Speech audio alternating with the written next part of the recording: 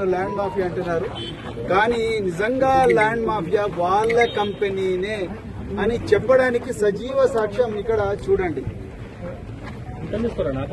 దాకా ప్రశాంత్ గారు ఒక ఫోటో కంటైనర్ రాఘవ కన్స్ట్రక్షన్ అంటే ఈ అక్రమంగా మైనింగ్ చేస్తున్న ఈ ప్రాంతం అంతా కూడా ఈ రాఘవ కన్స్ట్రక్షన్స్ చేస్తుంది. ఇక చూడండి వాళ్ళ కంటైనర్ మీద కూడా రాఘవ రాసిందని ఒక ఫోటో పెడితే రాత్రికి రాత్రి నీలి రంగు వేసి ఈ రాఘవ అనేది కనిపించకుండా చేసిండ్రు.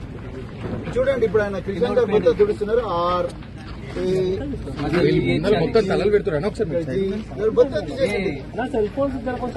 తెలంగాణలో ఫోరెన్సిక్ అధికారులు లేకపోతే స్థానిక శంషాబాద్ పోలీసులు లేకపోతే ఆర్జీఐఏ పోలీసులు దయచేసి మీరు వచ్చి చూడండి. ఈ పెయింట్ ఫ్రెష్ గా వేసిన పెయింట్ ఇక్కడ క్లియర్ గా రాఘవ అని రాసున్నది. మొత్తం కూడా పెయింట్ పడున్నది. అయ్యా పొంగులేటి శ్రీనివాసరెడ్డి గారు మీరు తప్పు చేయకపోతే రాత్రి దీని రాఘవ మీద బ్లూ పెయింట్ నీలి రంగు కలర్ వేయాల్సిన అవసరం ఏమున్నది? ఈ రోజు ఈ క్రషర్ బంద్ చేయాల్సిన అవసరం ఏమున్నది? మీ ఇక్కడ పనిచేసే ఎంప్లాయీస్ అందరూ పారిపోవాల్సిన అవసరం ఏమున్నది?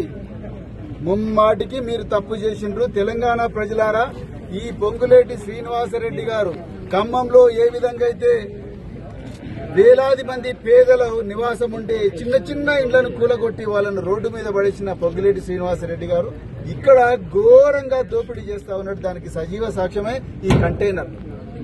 అర్జెంట్ గా ఆయన ఈ కంటైనర్ లో పెట్టి జైలుకు పంపించాల్సిన అవసరం ఉన్నది.